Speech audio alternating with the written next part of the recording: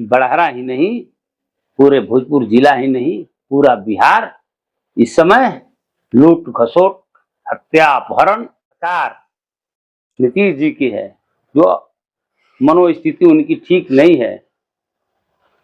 सरकार को अफसर लोग चला रहे हैं। क्या आरजेडी को वोट करेगा क्या? आप किस दिन की बात कर रहे हैं? आज युग रह गई है क्या कि किसी के कुछ बोल देने से? उन्होंने कहा है कि हमारी पार्टी A to Z की है, हमारी पार्टी माई बाप की है, तो आप समझ लीजिए। भोजपुर जिला का बड़हरा विधानसभा राम बाबू सिंह है, जो राष्ट्रीय परिषद के सदस्य, राष्ट्रीय जनता दल के और बड़हरा के दावेदार भी हैं। 2020 में भी इनकी दावेदारी रही है, लेकिन किसी कारणवश मौका नहीं मिल पाया और इस बार इनकी दावेदारी प्रबल मानी जाती है। निश्चित तौर पे 2020 में जो भी गलतियां आरजेडी के द्वारा की गई, कहीं ना कहीं उसी का खामियाजा उनको भुगतना पड़ा और पार्टी सत्ता पे आते आते सत्ता से दूर हो गई। अगर पुनः पार्टी ने ऐसी गलती को अगर दोहराया तो निश्चित तौर पे 2025 2020 से भी ज्यादा खराब हो सकता है। उसका सबसे बड़ा कारण यह है कि ये गलत लोगों का चुनाव अगल बगल के कई विधानसभा पे असर डालता है। आज भी अगर बड़हरा की बात करें तो निश्चित तौर पे यहाँ की जो मूलभूत समस्या है उसका समाधान आज तक नहीं हुआ है। बाढ़ यहाँ सबसे बड़ी और गंभीर समस्या है। सरकार बाढ़ के लिए तो खर्च करती है, लेकिन इसका जो वैकल्पिक व्यवस्था होना चाहिए, जो वैकल्पिक व्यवस्था वो भी ढंग से नहीं हो पाता है। शायद बालू भर के बोरा में डालना था, लेकिन लोग मिट्टी डाल देते हैं। निश्चित तौर पे अगर इसके लिए परमानेंट सॉल्यूशन के लिए सोचा जाता तो हर साल जो प्राकृतिक आपदा आता है शायद लोगों को इससे निजात मिल जाता। जल जमाव भी एक गंभीर समस्या है। सड़क की बात करें तो निश्चित तौर पे आज भी बहुत ही दयनीय स्थिति में है। स्वास्थ्य और शिक्षा भी बिहार में डीरेल हो चुका है। जानेंगे कि बड़हरा की जो मूलभूत यहाँ इनका घर भी है और अभी जब चुनाव का समय है तो बहुत सारे लोग बाहरी हैं। निश्चित तौर पे लोकसभा चुनाव में अगर कोई कहीं से आके चुनाव लड़ते हैं तो जीत भी जाते हैं, वो एक लहर होती है। लेकिन विधानसभा चुनाव में आम लोगों की ये डिमांड होती है कि हमको प्रत्याशी लोकल चाहिए। अगर बाहरी को मौका मिलता है तो शायद इसका खामियाजा पार्टी को उठाना पड़ सकता है। बड़हरा के हैं, बड़हरा मुख्यालय में आपका घर भी हुआ, पंचायत, प्रखंड और विधानसभा सब आपका बड़हरा हुआ। आज भी आपके बड़हरा की सबसे बड़ी और गंभीर समस्या क्या है जिसका समाधान विगत कई वर्षों में नहीं हो पाया?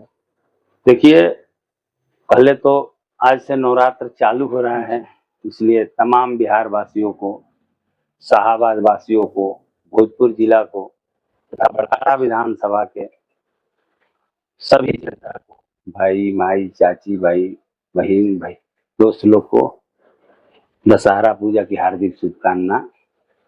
देखिए, आपने कहा कि बड़हरा की मूलभूत समस्याएं क्या है, तो बड़हरा हमेशा से ही उपेक्षित रहा है। वहाँ समस्या ही समस्या है, समस्याओं की भंडार है। बड़हरा हमेशा से ही उपेक्षित रहा है। वहाँ समस्या ही समस्या है, समस्याओं की भंडार है। बड़हरा के लोग बाढ़ की भी उसका हर साल झेलते हैं जी। जल जमाव बहुत ही पुरानी आदत बन गई है बड़हरा के लोगों के लिए जी। रोड की समस्या जो आपने बोला, रोड तो बनते हैं लेकिन बहुत जल्द जी खराब हो जाते हैं, क्योंकि पानी आती है। और बड़हरा विधानसभा का बनावट ही ऐसा है, सोन और गंगा के किनारे बसा हुआ ये हमारा बड़हरा हर साल बाढ़ सुखाड़ की भी उसका झेलते झेलते परेशान हो गया है जी। और यहाँ का सही निदान, उचित निदान अभी तक सरकार द्वारा या जनप्रतिनिधियों द्वारा नहीं किया गया है, क्योंकि सारे लोग बड़हरा के प्रति लापरवाह रहे हैं। जितने भी यहाँ प्रतिनिधि हुए वो बड़हरा विधानसभा के प्रति लापरवाह रहे हैं। उनको बड़हरा विधानसभा के लोगों को सुख दुख से कोई लेना देना नहीं है। एक बाढ़ ही समस्या नहीं है बड़हरा विधानसभा की, एक और सबसे बड़ी समस्या है बड़हरा विधानसभा की क्रोपोलैंड।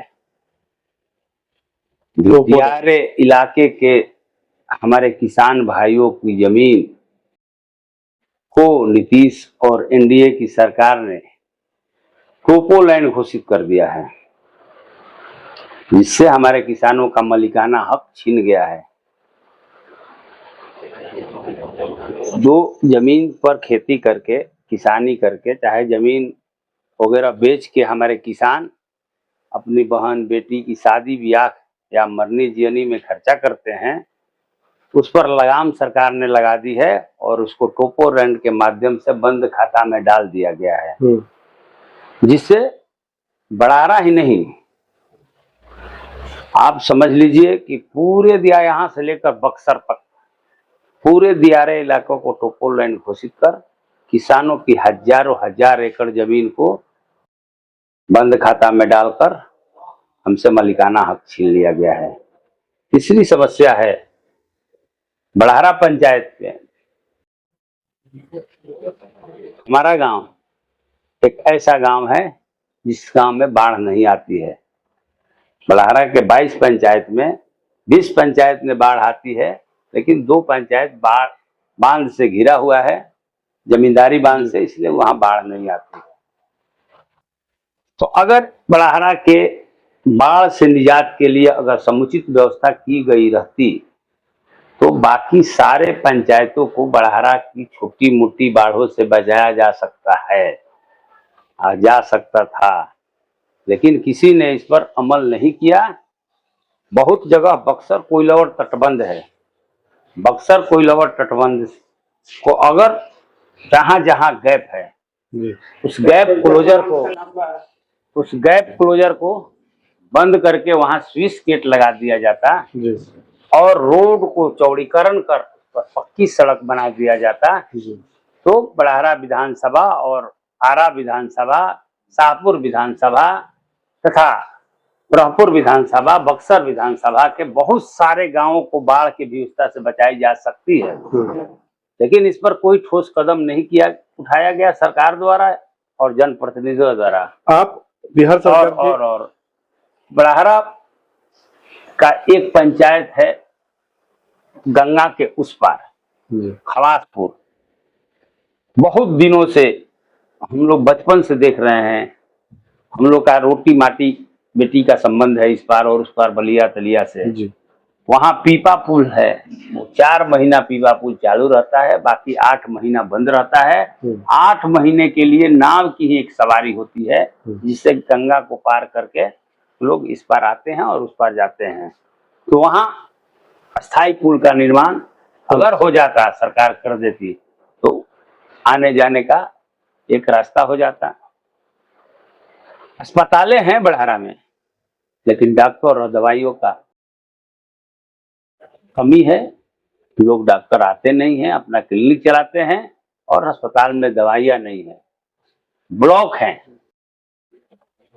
चरम सीमा पर भ्रष्टाचार है, बिना पैसा का एक काम नहीं हो रहा है। आप फाइल भी मंगवाना चाहिएगा ब्लॉक में जाकर, चाहे बिहार के किसी भी विभाग में, तो जब तक आप वहां पैसा नहीं दीजिएगा तो आपका फाइल यहाँ से वहां नहीं, चपरासी भी नहीं पहुंचाएगा। स्थिति ये है कि बड़हरा ही नहीं, पूरे भोजपुर जिला ही नहीं, पूरा बिहार इस समय लूट खसोट, हत्या, अपहरण तथा महंगाई, बेरोजगारी, पलायन झेल रहा है। इसलिए बिहार को इससे ऊपर उठना चाहिए और बिहार के लोगों को इससे बाहर आना चाहिए। और जो सरकार नीतीश जी की है, जो मनोस्थिति उनकी ठीक नहीं है, सरकार को अफसर लोग चला रहे हैं और तथा कुछ राजनेता लोग मुट्ठी में लेकर नीतीश कुमार से अनाप शनाप फैसले करा रहे हैं। तो इस सरकार को, बिहार की जनता को जरूर चाहिए, ये 20 साल की निकम्मी सरकार जो टायर्ड है, रिटायर्ड अफसरों के साथ सरकार चला रही है, इसको हटाना चाहिए और नए उमंग, नए जोश के साथ जो तेजस्वी प्रसाद यादव का विजन है, नई सोच है, नई उमंग है, नए नए विजन है। 17 महीने की सरकार में जिस तरह से माननीय हमारे उप मुख्यमंत्री तेजस्वी प्रसाद यादव जी ने 5 लाख लोगों को नौकरियां दी, टूरिज्म पॉलिसी बनाए, स्पोर्ट्स पॉलिसी बनाए, IT पॉलिसी बनाए और विभिन्न विभागों में नौकरियां क्रियान्वित किया गया, क्योंकि इस चचा को अच्छा नहीं लगा और ये पलटू चचा चले गए भाजपा के गोद में, और हमारे नेता द्वारा क्रियान्वित नौकरियों को फिर से बहाली निकली। तो बहाली निकलने के बाद परीक्षा हुई और पेपर लीक हो गया। तो ये सरकार झूठे वादे करती है, गरीबों को फंसाती है, लोभ लुभावना प्रचार प्रसार करके हमारे समाज को, हमारे बिहार को पीछे ले जा रही है।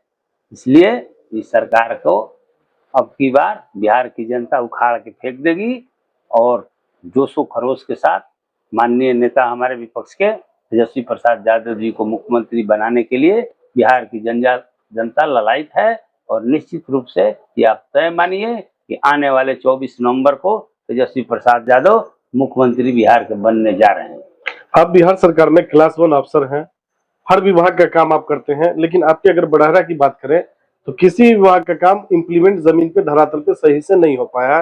क्या लगता है अगर इच्छा शक्ति हो बड़े जनप्रतिनिधि की तो ये काम आसानी से किया जा सकता है क्या? देखिए, मैं पहले ही कहा कि मैं सृजन करता हूँ, काम करता हूँ, और हम लोगों के पास विजन है काम करने का। हम लोग जाते हैं, हम लोग बड़े बड़े इंजीनियरों के साथ बैठते हैं, chief engineer, engineering chief, executive engineer, और हम लोग समझते हैं कि किस काम को किस तरह से किया जाता है। बहुत सारे काम हम लोगों ने इस तरह का किया है जिसे बाढ़ निरोधी कार्य कहा जाता है। राम बाबू सिंह जी, आप राजपूत समाज से आते हैं और आपकी पार्टी ये कहती थी कि हम माई समीकरण से आगे बढ़ के A to Z की पार्टी बने, लेकिन विगत कुछ दिनों पहले आप ही के पार्टी के एक नेता ने कहा कि भूरा बाल साफ करो। तो क्या लगता है ये जो फॉरवर्ड समाज है, ये जो राजपूत, ब्राह्मण, भूमिहार और लाला समाज है, क्या आरजेडी को वोट करेगा क्या? आप किस दिन की बात कर रहे हैं? युग रह गई है क्या कि किसी के कुछ बोल देने से लोग मान जाएंगे? लेकिन जब आप अपने समाज के बीच जाएंगे समझिए, अभी युग मोबाइल का हो गया है जी, डिजिटल युग हो गया है। आप भी हम बात कर रहे हैं तो डिजिटल युग में बात कर रहे हैं और डिजिटल व्यवस्था से बात हो रही है जी। किसी के कुछ कह देने से कुछ होने जाने की नहीं है। हमारे नेता माननीय तेजस्वी प्रसाद यादव नए सोच के नेता हैं। उन्होंने कहा है कि हमारी पार्टी A to Z की है, हमारी पार्टी माई बाप की है। तो आप समझ लीजिए, इसमें किंतु परंतु मत कहिए, अगर मगर लेकिन किंतु परंतु नहीं। ये तय मानिए कि जो तेजस्वी जी कहते हैं वो करते हैं, और ये A to Z की पार्टी है और A to Z पार्टी में राजपूत समाज भी है, पहले समझ लीजिए जी। पिछले बार का जो विधानसभा चुनाव हुआ उसमें बरहड़ा और आरा हारने का कारण क्या है? हमें लगता है कि प्रयास किया गया। हम आरा का तो नहीं बोलेंगे, लेकिन बड़हरा में जो उम्मीदवार का सिलेक्शन किया गया वहां गलत हुआ जी। जो व्यक्ति समाज से प्रतिनिधित्व कर 5 साल विधायक रहने के बाद समाज से कटा हुआ व्यक्ति हो, उस व्यक्ति को दोबारा मौका तेजस्वी प्रसाद यादव जी को नहीं देना चाहिए। अगर सरकार बनानी है तो पूरा राजपूत समाज, मैं आपको बता दे रहा हूं, आज के दिन में एनडीए से नाखुश है। क्यों नाखुश है? कि हमारे समाज के एकमुश्त वोट बिना किसी लालच के, बिना किसी अपने फायदा के, न हमको मोदी जी से भेंट होने वाली है, न हमारे समाज को नीतीश जी से भेंट होने वाली है, लेकिन एकमुश्त वोट एनडीए को देती आ रही है। लेकिन हमारा समाज ठगा हुआ महसूस कर रहा है। जिस तरह से केंद्र में हमारी बेइज्जती की गई, हमारे समाज के लोगों को, हमारे सांसदों को, जिस तरह से बिहार में हल्के हल्के मंत्रालय दिए गए, जिस मंत्रालय के माध्यम से हमारे समाज के लोग, हमारे समाज का कोई भी उत्थान नहीं कर सकते हैं। एक अंतिम टुकटुकी हमारा समाज लगाकर बैठा था, चलिए भाई ठीक है, केंद्र में हमारी हिस्सेदारी नहीं मिली, बिहार सरकार में हमको पिछलगुआ बना दिया गया, आयोग का गठन हो रहा है। विभिन्न आयोगों का गठन के लिए हमारी समाज ललायत थी और टुकटुकी लगा के बैठी थी कि एनडीए की सरकार हमें किस रूप में देख रही है, हमारे समाज को किस रूप में देख रही है। तो ये 12 आयोग बने, यहां भी हमारी बेइज्जती हुई, हमारी मान सम्मान का ख्याल नहीं रखा गया। इसलिए राजपूत समाज जिसको देता है, जिसको आगे बढ़ाता है बिना किसी लोभ लालच के, अगर उसके समाज को अगर महसूस होगा कि हमारी समाज की मान मर्यादा इज्जत प्रतिष्ठा इस दल में नहीं है, तो वहां से वापस अपना वोट खींचने में 1 मिनट भी देर हम लोग नहीं करते हैं। ये हमारे समाज का इतिहास है, हमारा शौर्य है, हमारा स्वाभिमान है। हमारा जहाँ स्वाभिमान रहेगा वहां हमारा वोट रहेगा हमारे समाज का। इसलिए तेजस्वी प्रसाद यादव जी ने कहा है कि हमारी पार्टी A to Z की है, तो निश्चित रूप से बिहार के युवा छात्र ये संकल्प लिए हैं कि अबरी बार ये निकम्बी सरकार जो एनडीए की है इसको हम लोग उखाड़ के फेंक देंगे और नई सोच और नए विचार वाले, नए जोश वाले नेता जो बिहार के भविष्य हैं, तेजस्वी प्रसाद यादव जी को मुख्यमंत्री बनाने के लिए पूरा बिहार ललायत है। तय मानिए 2024 में 2024 का रिजल्ट आपने शाहाबाद का देखा होगा जी। हम लोगों ने शाहाबाद ही नहीं मगध के भी सीटों पर प्रभाव डाला और वहां से भी औरंगाबाद, जहानाबाद, पाटलिपुत्रा और शाहाबाद की 4 सीट महागठबंधन के झोली में हम लोगों ने डाला।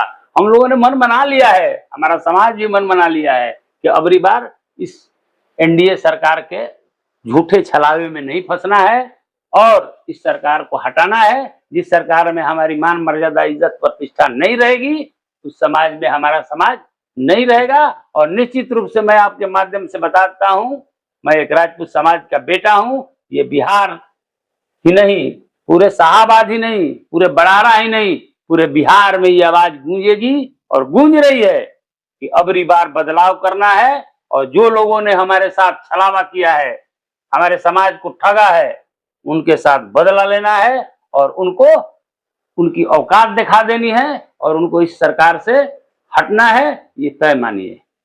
हम लोगों की सहयोग और शुभकामनाएं आपके साथ है। पार्टी आपको सिंबल देती है और जनता मौका देके अगर बढ़हरा का विधायक बनाती है तो चुनाव जीतने के बाद आपकी पहली प्राथमिकता क्या होगी? देखिए, बढ़हरा में हमारे बच्चों बच्चियों को पढ़ने के लिए एक भी डिग्री कॉलेज नहीं है। डिग्री कॉलेज बनाया जाएगा। खवासपुर में अस्थायी पीपा पुल को हटाकर अस्थायी पुल का निर्माण कराया जाएगा। बक्सर कोइलवर तटबंध को गैप क्लोजर का काम भरकर स्विच गेट लगाकर उस पर रोड का चौड़ीकरण किया जाएगा। डॉक्टर लोग जो नहीं बैठते हैं, स्वास्थ्य सुविधा जो है उसको सही तरीके से बहाल किया जाएगा। भ्रष्टाचार घुसखोरी को मिटाया जाएगा। बेरोजगारी दूर किया जाएगा। पलायन रोकने के लिए नीति बनाई जाएगी। अग्निशाम सेवा बहाल होगा तथा स्वच्छ, सुंदर, स्वावलंबी, स्वाभिमानी बढ़ारा बनाया जाएगा। चलिए, राम बाबू सिंह जी, हमसे बात करने के लिए बहुत बहुत धन्यवाद। ये बताइए, इस बार जो चुनाव हुआ किस मुद्दे को लेकर के आप लोग वोट करेंगे? देखिए, हम लोग इस बार हमारे परम आदरणीय नेता प्रतिपक्ष तेजस्वी यादव जी पूरे बिहार में आह्वान लगाए हैं कि हमारी अगर सरकार बनती है, हम लोग के पास 5 मुद्दा है। पहला हुआ, हर घर हर माई बहनों को 2500 रुपया का अनुदान राशि दी जाएगी, जो अन्य राज्यों में दिया जाता है। पश्चिम बंगाल में दिया जाता है, झारखंड में दिया जाता है, दिल्ली में दिया जाता है, अन्य राज्यों में दिया जाता है। तो हमारे नेता प्रतिपक्ष पहला काम ये करेंगे। दूसरा काम, हर घर 200 यूनिट बिजली फ्री देंगे। तीसरा, 500 रुपया में प्रत्येक घरों में गैस सिलेंडर देंगे। चौथा काम है, सबसे बड़ी काम है, जो पलायन रोकने का काम करेंगे। इस बार हमारे बिहार में उद्योग धंधे लगाएंगे। 5वां, शिक्षा पर